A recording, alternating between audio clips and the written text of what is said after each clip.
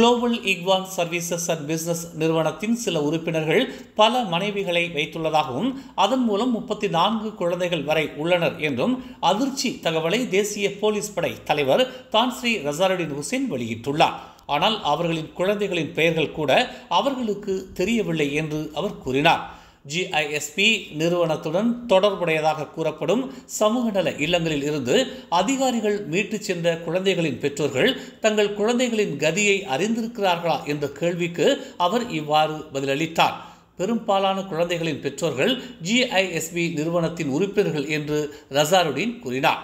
சுமார் 10,000 GISP உறுப்பினர்கள் பல மனைவிகளை கொண்டிருப்பதாக ரசாருடின் தெரிவித்தார்.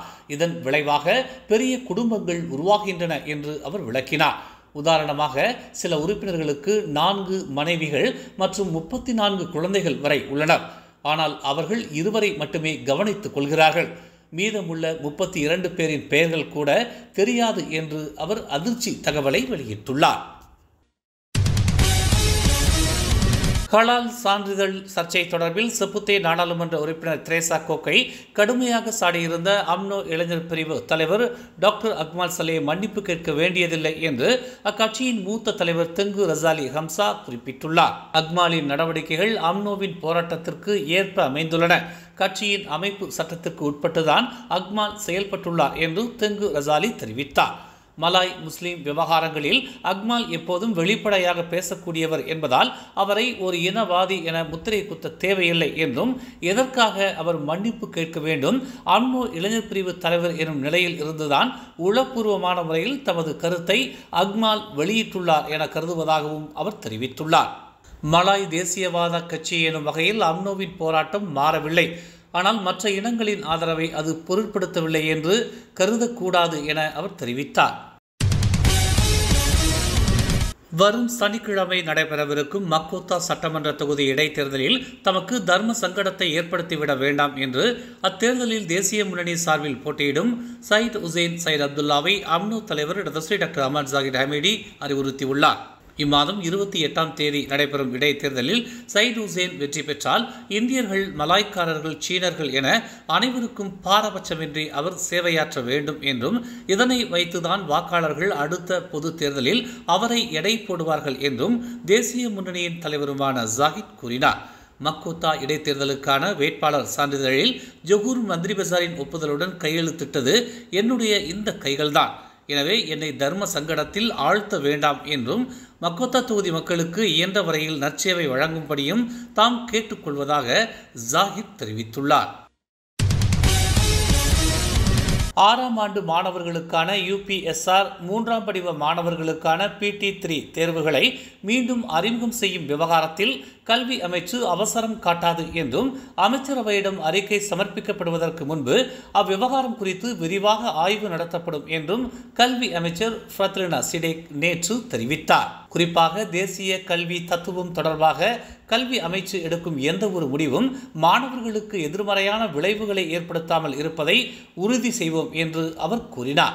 UPSR மற்றும் PT3 தேர்வுகளை மீண்டும் அறிமுகப்படுத்தும் விவகாரத்தை அமைச்சரவையின் கவனத்திற்கு கொண்டு செல்வதற்கு முன்பு தங்களின் ஒட்டுமொத்த கருத்துக்களையும் திரட்ட வேண்டிய தேவை உள்ளது என்றும் அந்த கருத்துக்களையும் ஆலோசனைகளையும் இறுதி செய்யும் பணியில் இப்போது ஈடுபட்டுள்ளதாகவும் அவர் குறிப்பிட்டார்.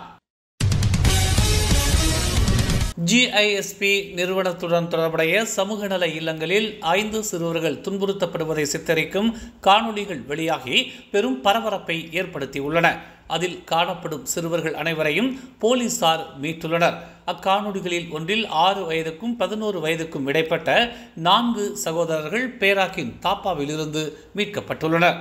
அவர்கள் அனைவருமே 2021ஆம் ஆண்டில் தங்களின் தந்தையிடமிருந்து பிரிக்கப்பட்டவர்கள் என்று தேசிய போலீஸ் படை தலைவர் தான்ஸ்ரீ ரசாருடின் ஹுசேன் தெரிவித்துள்ளார். அச்சிறுவர்களில் ஒருவனை குளோபல் இக்வான் நிறுவனத்தைச் சேர்ந்தவன் பிரம்பால் அடிக்கும் காட்சி இடம்பெற்றுள்ளது என்று அவர் குறிப்பிட்டார்.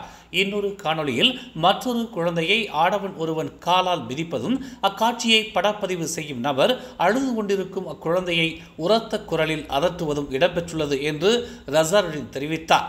அக்குழந்தை மருத்துவ பரிசோதனைக்காக மருத்துவமனைக்கு கொண்டு செல்லப்பட்டுள்ளதாக அவர் கூறினார். முஸ்லிம் அல்லாதோரை தங்கள் கட்சியில் இணை உறுப்பினராக சேர்க்க பாஸ் கட்சி எடுத்துள்ள முடிவை கராகான் வரவேற்றுள்ளது. அந்த இஸ்லாமிய கட்சி மலேசியாவின் பன்மைத்துவத்தை அங்கீகரித்துள்ளது என்பதை இது காட்டுவதாக கராகான் தலைவர் டொமினிக் லாவ் குறிப்பிட்டுள்ளார். ஸ்லாங்கூர் கராகானின் வருடாந்திர மாநாட்டை தொடக்கி வைத்து பேசிய போது அவர் இதனை தெரிவித்தார். பாஸ் கட்சியின் முஸ்லிம் அல்லாத வாக்காளர்களுக்காக தனி பிரிவு தொடங்கப்படும் என்று அக்கட்சி கடந்த வாரம் அறிவித்திருந்தது. இணை உறுப்பினர்கள் இந்துக்களாகவோ கிறிஸ்தவர்களாகவோ பௌத்தர்களாகவோ இதர எந்த சமயத்தை சேர்ந்தவர்களாகவோ இருக்கலாம். ஆனால் நாத்திகர்களாக இருந்தால் கட்சியில் சேர முடியாது என்று பாஸ் கட்சியின் தலைமைச் செயலாளர் தக்கீடின் ஹசான் தெரிவித்திருந்தார். மேலும் செய்திகளை தெரிந்து கொள்ள தமிழ் மலர் நாளிதழை பாருங்கள்.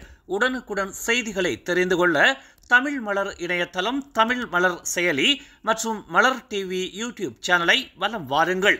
எங்களோடு இணைந்திருக்க மலர் டிவியை பதிவு செய்து கொள்ளுங்கள். உறவுகள் மகிழ்ந்திட விருப்பம் மற்றும் பகிர்வு சேவையை சொடுக்கிடுங்கள்.